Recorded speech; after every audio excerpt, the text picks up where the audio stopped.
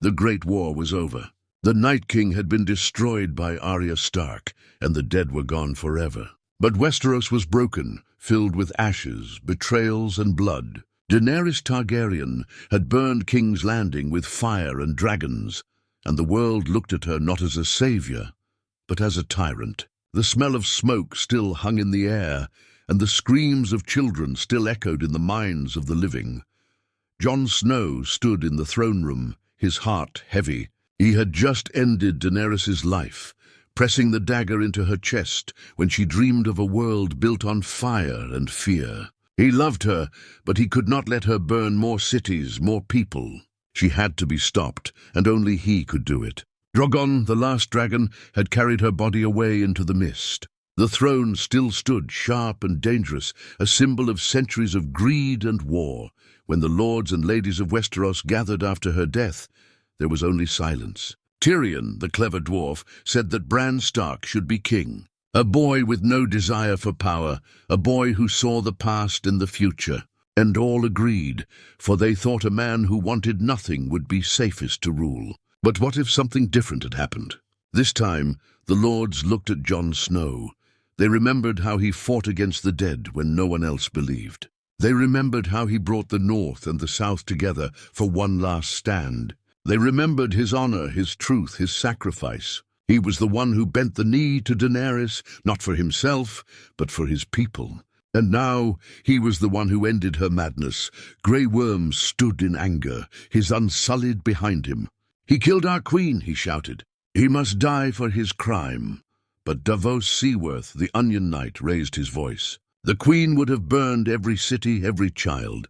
Jon Snow saved us all." The room grew louder, every voice fighting the other, until Sansa Stark stood tall and spoke. "The North remembers. Jon Snow is the true heir to the Iron Throne. He's the son of Rhaegar Targaryen and Lyanna Stark. He has Targaryen blood and Stark honor. If anyone is meant to rule, it is him." The words fell heavy in the hall. Some whispered Aegon Targaryen, the name of his birth. Some whispered King in the North, remembering his crown. And some only looked at Jon, quiet and torn. Jon himself shook his head. "I don't want it," he said softly. "I never have." But Tyrion, broken and bitter, looked at him with sharp eyes. "That is why you must take it. The throne has always been taken by men who desire it too much. You don't want it. That is what makes you different. And that is what makes you fit to rule." For hours they argued. For hours they fought with words, not swords. At last the vote was cast. One by one, the lords and ladies raised their voices. Gendry Baratheon, Lord of Storm's End, said yes. Robin Arryn of the Vale said yes. Yara Greyjoy of the Iron Islands hesitated, then nodded. Even the Lords of Dorne bent their heads. The North demanded independence, but Sansa gave her brother to Westeros. "He is ours," she said, "and if he rules the Seven Kingdoms, then the North rules with him." Only Grey Worm refused. But the Unsullied had no queen anymore, no kingdom to serve. In the end, they left, sailing away to the Isle of Nath, leaving Westeros to its own fate. And so, the hall grew silent as Jon Snow stood before the Iron Throne.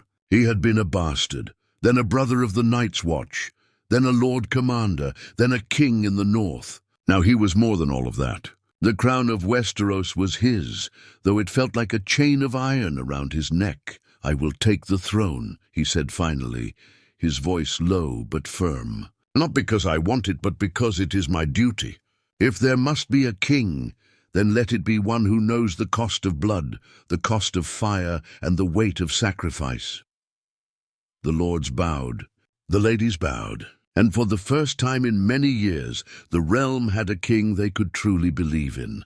But peace was not easy, and peace was not certain. For in the shadows of the ruined kingdom, whispers of rebellion and revenge were already rising.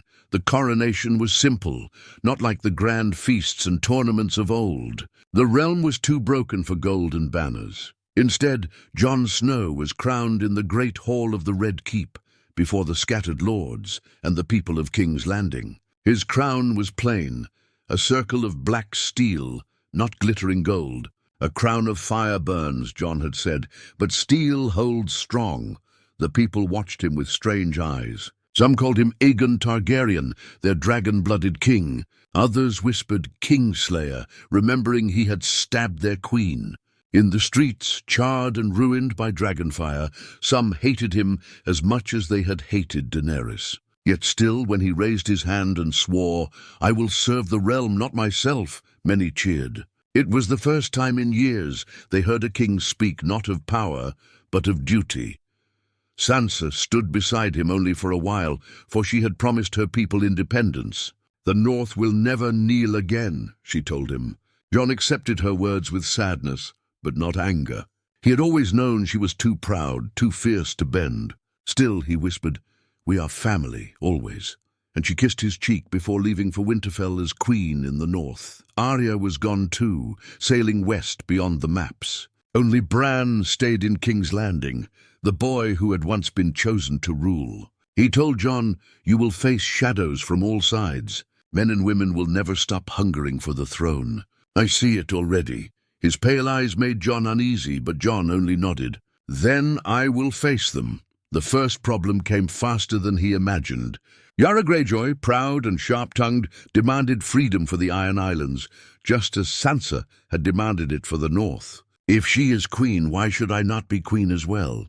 Yara shouted in the council hall. The Dornish lords muttered in agreement, hungry for their own independence. The realm Jon had just united was already breaking apart.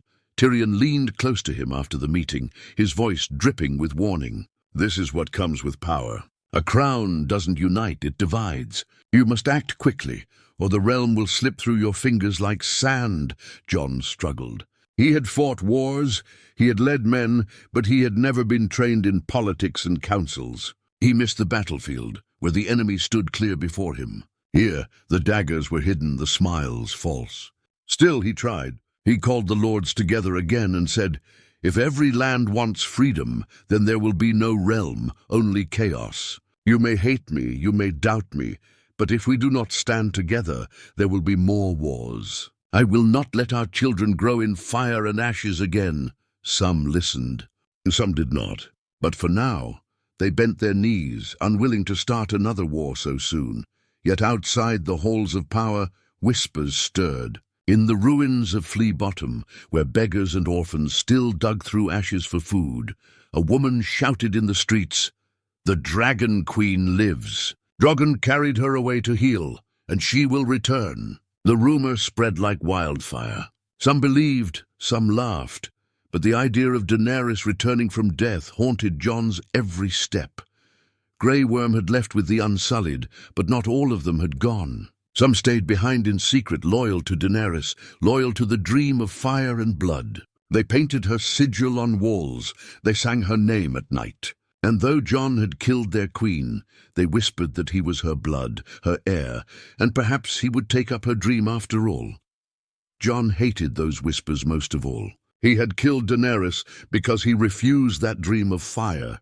He had seen what it cost. But how could he rule when half the realm looked at him and only saw her shadow? Late one night he walked through the Red Keep alone, his footsteps echoing on the stone. He remembered the throne room, Daenerys' body in his arms, Drogon's roar shaking the walls. He remembered her words, "We will break the wheel."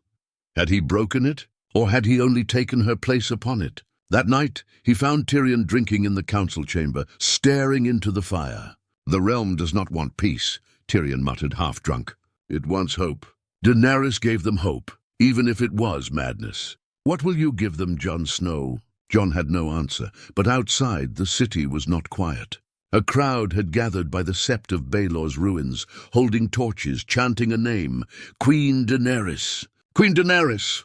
They demanded justice for her death, they demanded blood. When the gold cloaks tried to scatter them, the crowd turned violent.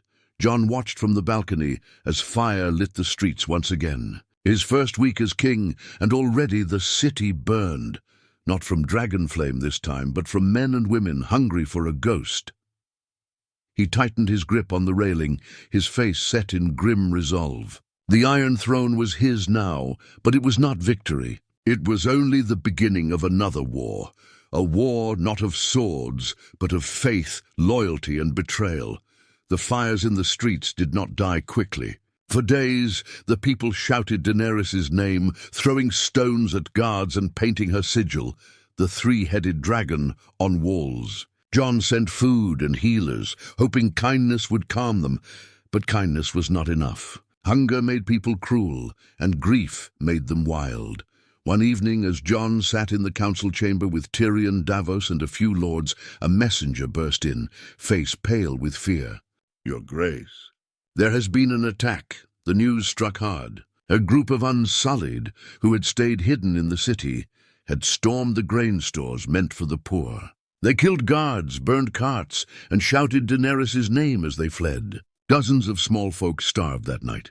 Jon clenched his fists. He had wanted to show mercy to the Unsullied who remained, but mercy had turned into weakness. Tyrion gave him a sharp look across the table. "You must act, Jon. Show strength, or you will lose this city before you ever truly rule it." Jon's stomach twisted.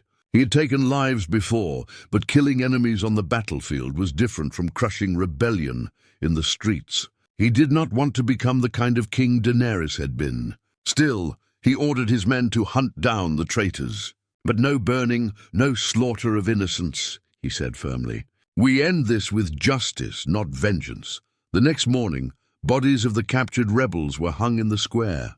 Jon stood before the crowd and said, "You call for Daenerys. I loved her too, but she is gone. If you keep raising fire, you will only bring more death to your children. Let this end." Some lowered their heads, but others spat at the ground. Jon walked away with heavy steps, feeling as though no words could heal what had been broken. Days later, another wound came. Letters arrived from Yara Greyjoy, written with venom. "The Iron Islands will not kneel to you," she declared. "The sea belongs to no crown. If you try to hold us, we will rise with fire and salt." Alongside her threat came whispers from Dorne as well, where lords spoke of freedom and revenge. Jon sat in silence as the council read the letters. Davos shook his head. "They smell weakness, lad. The realm is like a cracked wall, and each piece wants to fall away." Before Jon could answer, the doors opened again. This time it was Bran, wheeled into the hall by a servant. His strange eyes fixed on Jon. "They are not the only ones rising against you," Bran said in his flat voice. "And there is a traitor much closer than you think."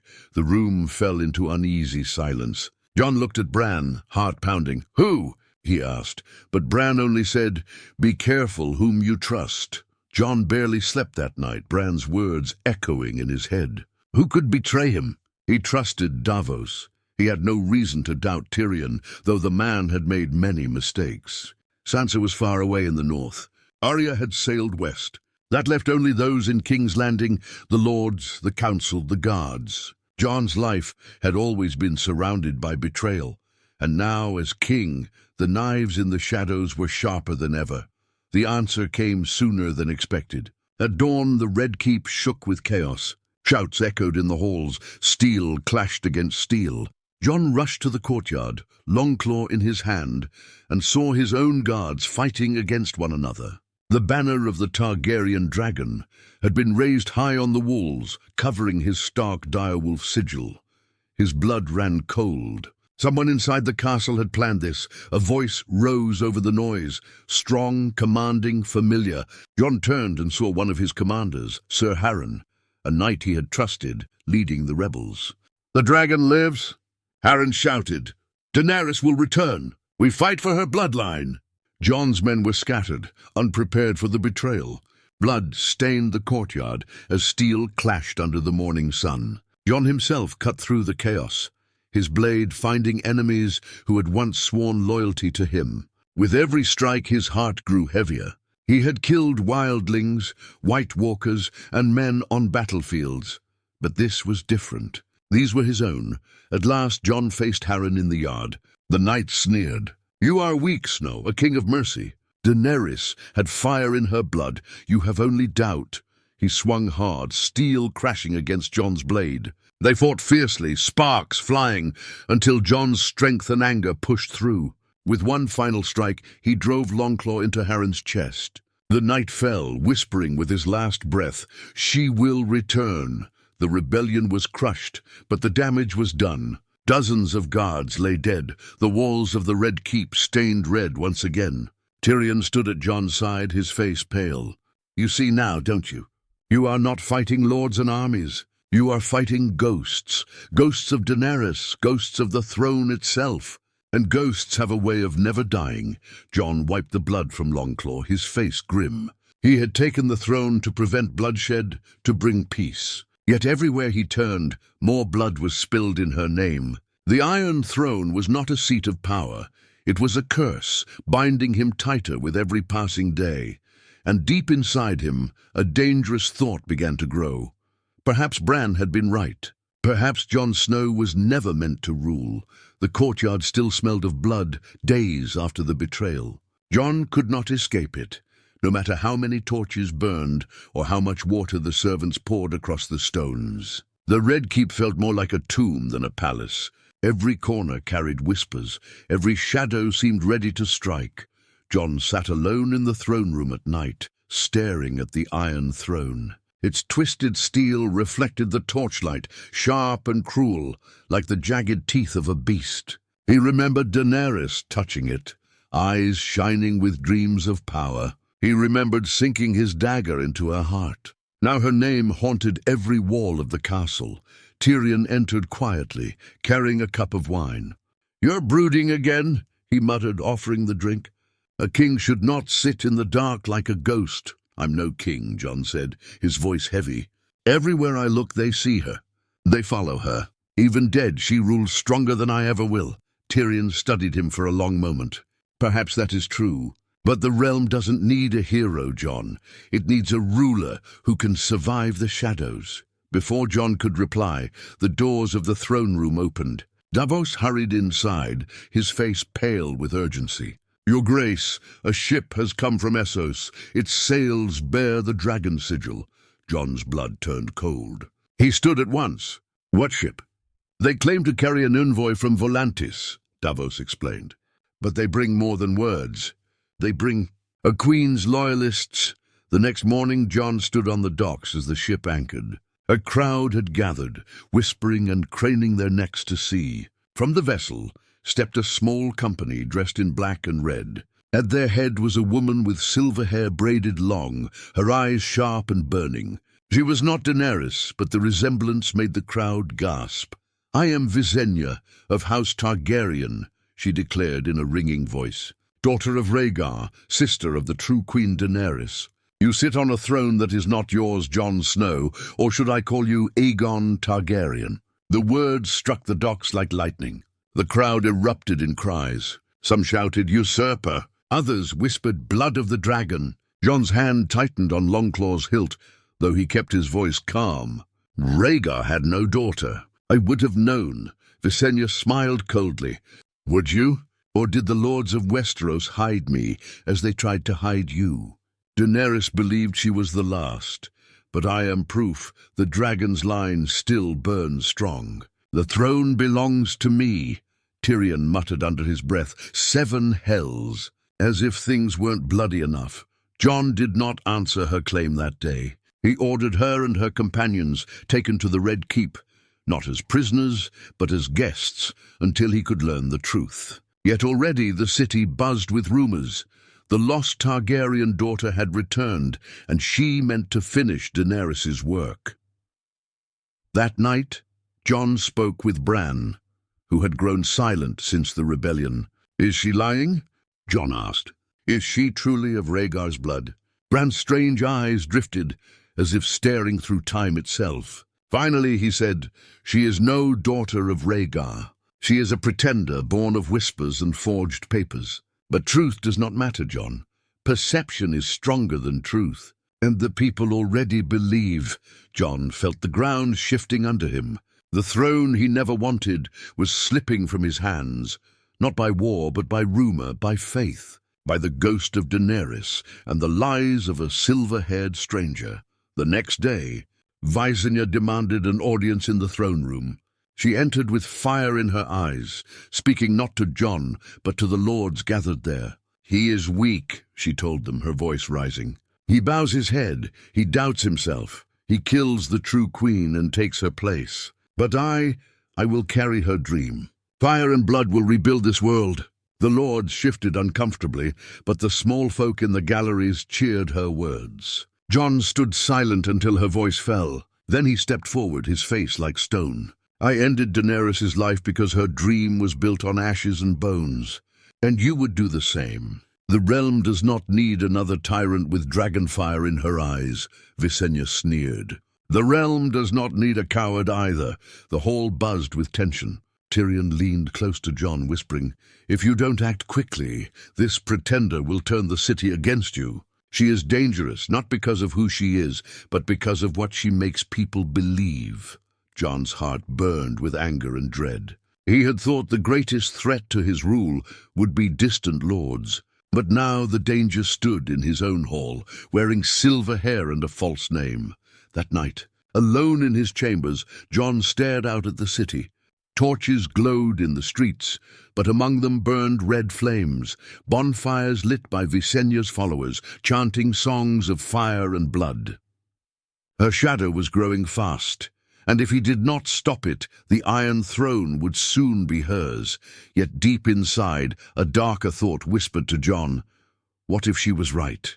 What if he was too weak to rule, too broken, too unwilling to fight with fire? Could a man who never wanted a crown hold it against the weight of dragons, real or false? He gripped Longclaw tightly, the steel cold in his hand. If he did not act, the realm would fall again into chaos. But to act meant blood, more blood on his hands. The throne demanded sacrifice, and Jon Snow knew the cost was only just beginning. King's Landing was restless. Every night chants echoed through the burned streets. Some called Jon's name, but many more cried out for Visenya, the silver-haired pretender. The small folk hung her banners beside Daenerys' old sigil. Even without dragons, her image burned bright enough to make Jon's throne shake. In the council chamber, Tyrion slammed his cup down in frustration. "Do you not see? The city bleeds for her. If you wait, she will have more power than you ever will. You must silence her now, before the fire spreads." Davos frowned. "She may be false, aye, but if you kill her now, she becomes a martyr. The people will love her more in death than in life. We need proof that she lies." Jon sat in silence, staring at the map of Westeros spread before him. He could feel the weight of every word. He hated the thought of killing a woman for fear of rebellion, but he also knew Tyrion was right in his own cruel way. If Visenya's voice grew louder, it could spark a war greater than Daenerys ever dreamed. That night, Jon walked the halls of the Red Keep. He passed the same stones where Ned Stark had once been held, where kings and queens had played their deadly games. He wondered if he was any different. He had taken the throne not for power but for duty, yet the throne seemed to twist even duty into something darker. At dawn, Bran came to him again, his face pale as snow. "I saw her," Bran whispered. Visenya in the crowd, raising her hands. The people bent their knees to her. "She will not stop, Jon. She will take everything if you let her." Jon's jaw tightened. "And if I stop her, I become the very thing I swore never to be." Bran's eyes, strange and unblinking, did not waver. "You became king the moment you sat that throne. You cannot be both a king and an innocent man. The two do not live together." Those words burned in Jon's mind. He carried them with him into the throne room later that day, when Visenya arrived uninvited, her followers at her back. She stood proud beneath the steel throne, her silver hair glinting in the sunlight that poured through the broken roof. "Westeros does not want you," she declared to the lords and ladies gathered. "They want blood of the dragon.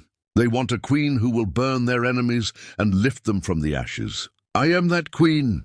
The crowd cheered, their voices rolling like thunder. Jon rose slowly from the throne, his voice cutting through the noise. "Westeros does not need fire and blood. It needs peace. If you wish to lead, then lead your followers away from war. But if you raise a hand against the realm, I will stop you." Visenya's eyes narrowed. "Stop me, or kill me as you killed Daenerys. You wear the face of a Stark, but your blood is dragon's blood. You will never escape it." Her words struck deep. The hall erupted again, half the lords uncertain, half swayed by her fire. Tyrion's hand shook as he poured more wine. Davos muttered a curse under his breath, and then, in the chaos, it happened. A dagger flashed. One of Visenya's followers leapt from the crowd, aiming straight for Jon.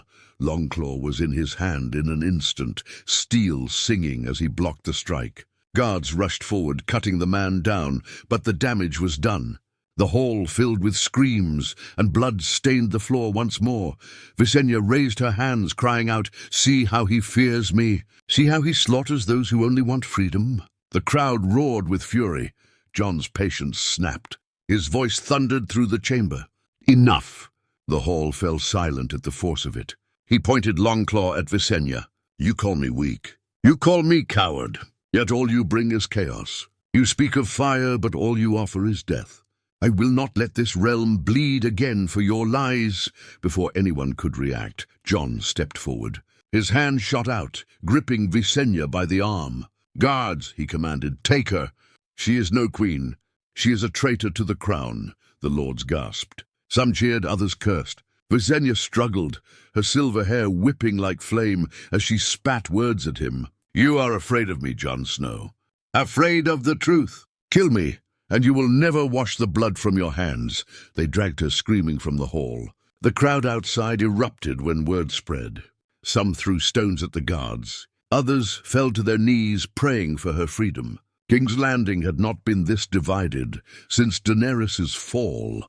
That night, Tyrion found Jon staring at the city from the balcony. Fires burned again in the streets, the sound of chanting rising like a storm. "You have done it," Tyrion muttered. "The city is hers now, whether she breathes or not." Jon said nothing. His knuckles were white as he gripped the railing. He had captured Visenya, but he knew her voice would not die in a cell. If anything, her fire would spread stronger now, and in the darkness of his heart, Jon asked himself the question he feared most. Was he becoming exactly the kind of ruler he had killed Daenerys to stop? The dungeons of the Red Keep were cold, damp, and filled with the stench of rusted iron. Visenya sat behind the bars, her silver hair tangled, but her eyes still burning with fire. She looked more like a queen in chains than Jon ever felt in a crown. Every day, her followers gathered outside the castle gates, shouting her name, demanding her release. The city shook with unrest.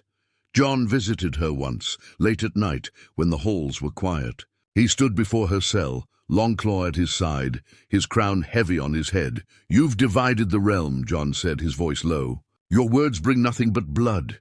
Visenya smiled, calm despite the chains. "The realm was divided long before me. You think yourself a healer, but you are only a wound trying to close. Fire is the only cure. Daenerys knew it, and so do I. You are weak, Jon Snow. You should have been the one in chains, not me." Jon's jaw clenched. He turned away before anger consumed him. He wanted to walk out, to leave her there to rot, but her voice followed him into the dark corridors. "You can kill me, but my fire will never die." The next morning, King's Landing exploded with fury. Her followers stormed the gates, throwing torches and stones. The gold cloaks fought them back, but blood spilled in the streets once more. By noon, half the city was burning. Not from dragons, but from men and women who believed in one. Jon called the council together. Tyrion was pale, Davos weary, Bran silent in his chair.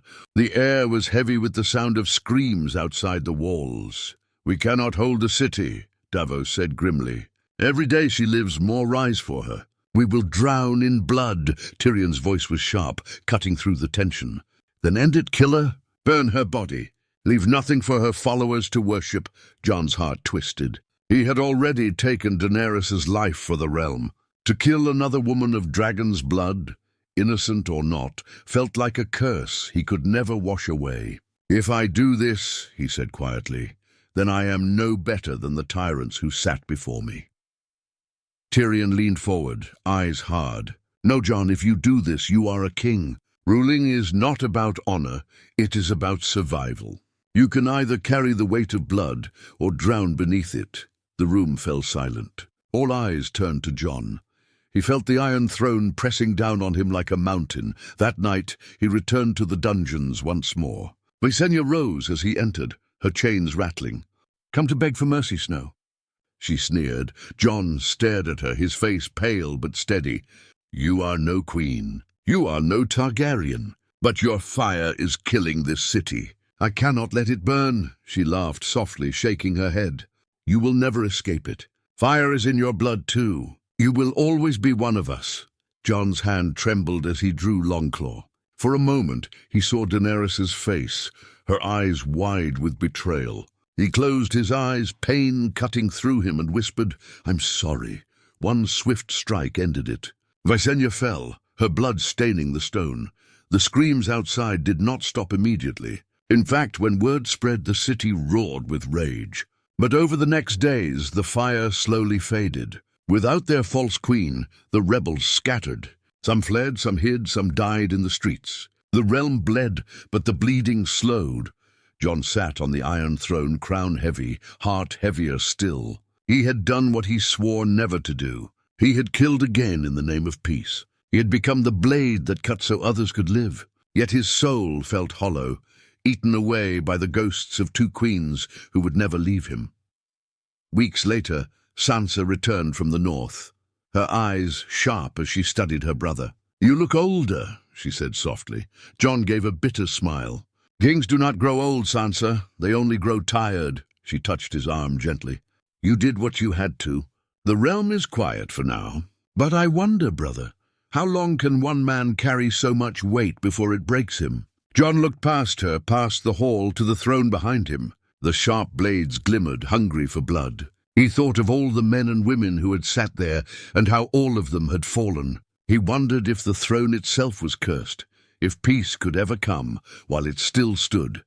That night, alone in the throne room, Jon made his final choice. He drew Longclaw and walked toward the Iron Throne. He remembered the words he once told Daenerys, "If no one chooses, the wheel keeps turning."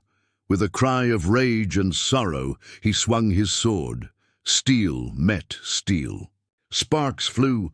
Again and again he struck, shattering the throne, breaking its cruel teeth, until nothing but twisted scraps of iron lay across the floor. His chest heaved, sweat pouring down his face. But his heart felt lighter than it had in years. When the lords and ladies entered the next morning, they gasped. The Iron Throne, the symbol of centuries of war, was gone. Jon stood above the ruins, his crown in his hand. "The throne has taken too much from us," he said, his voice echoing through the hall. "I will not rule as King of Ashes. There will be no throne, no crown. Westeros will choose its own path, not bend to one man's rule." He dropped the crown onto the broken steel, and with that, Jon Snow, the king who never wanted to be king,